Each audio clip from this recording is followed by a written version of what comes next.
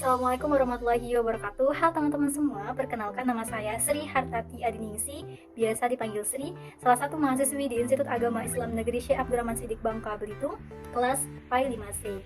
Untuk kali ini Sri bakalan share ke teman-teman semua gimana sih cara untuk mengetahui perbedaan dalam suatu data gitu ya. Atau biasa disebut dengan nama one way ANOVA. Nah, jadi teman-teman semua kalau pengen tahu gimana sih caranya, yuk kita sama-sama lihat video ini. Oke teman-teman, kita lanjut tentang gimana cara mengetahui perbedaan uji one way ANOVA gitu ya. Nah, ini sudah sering tulis, ada beberapa yaitu tentang konsep dasar, contoh kasus, langkah-langkah, dan dasar pengambilan keputusan uji normalitas. Nah, di sini kita langsung aja ke langkah-langkah uji one way ANOVA. Itu ada beberapa langkah. Yang pertama itu melakukan uji normalitas, yang kedua melakukan uji homogenitas, yang ketiga uji one way ANOVA.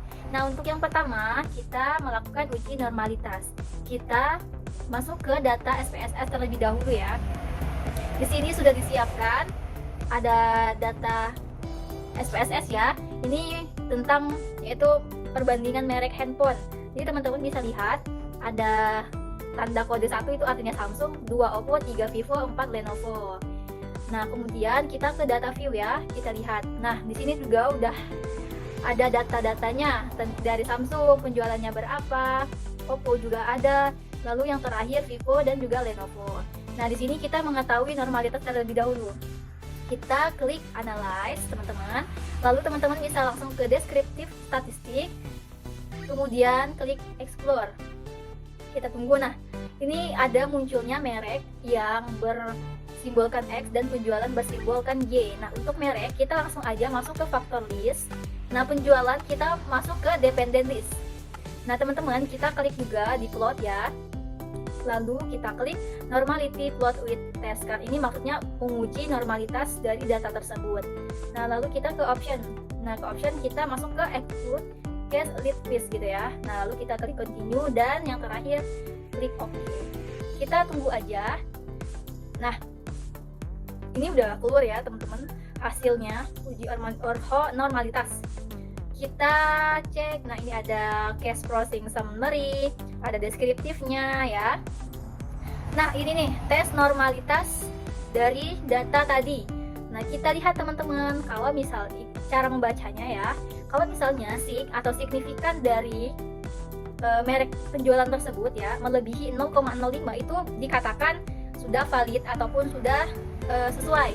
Nah, jika sebaliknya kalau misalnya kurang dari 0,05 itu mengartikan bahwa data tersebut tidak valid. Seperti kita contohkan di penjualan Samsung ya. Kita lihat signifikannya itu 0,678. Artinya ini sudah sangat valid karena itu di atas 0,05. Itu. Nah, yang kedua kita masuk lagi. Tadi apa katanya? Melakukan uji homogenitas dan one way ANOVA. Nah, untuk homogenitas dan one way ANOVA ini bisa kita melakukan atau mengecek datanya itu sekaligus dua ya, homogenitas dan juga one way ANOVA. Gimana caranya? Teman-teman bisa langsung klik analyze, lalu compare means, kemudian klik one way ANOVA. Nah, sama seperti tadi munculnya seperti ini ya. Teman-teman bisa langsung klik mereknya masukin ke faktor, penjualan ke dependent list.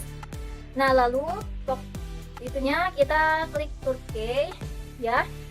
Lalu klik continue dan optionnya kita pilih deskriptif dan juga homogenitas.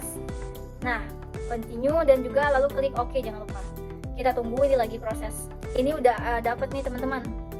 Kita cari dulu data yang tadi kita mau ya, itu cek homogenitas dan one way ANOVA. Nah, untuk homogenitas ini udah ada nih tes homogenitasnya. Ini mengartikan ya, dari yang penjualan yang pertama, kedua, dan ketiga, bahwasannya semua ataupun penjualan dari keempat itu dikatakan sudah terpenuhi karena sudah mencapai dari 0,05. Sama juga yang ANOVA juga seperti itu. Dapat dikatakan, kita lihat titiknya ya, sudah mencapai 0,05, maka semuanya sudah terpenuhi. Seperti itu ya teman-teman semua.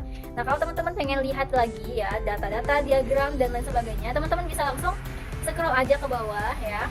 Nah, seperti ini udah banyak sekali. Teman-teman tinggal baca-baca aja ya hasilnya itu gimana gitu. Jadi seperti itu ya teman-teman. kurang lebih ini sudah mencapai atau sesuai. Nah, yang paling tinggi itu nilainya di Samsung ya. Baik, sekian, terima kasih.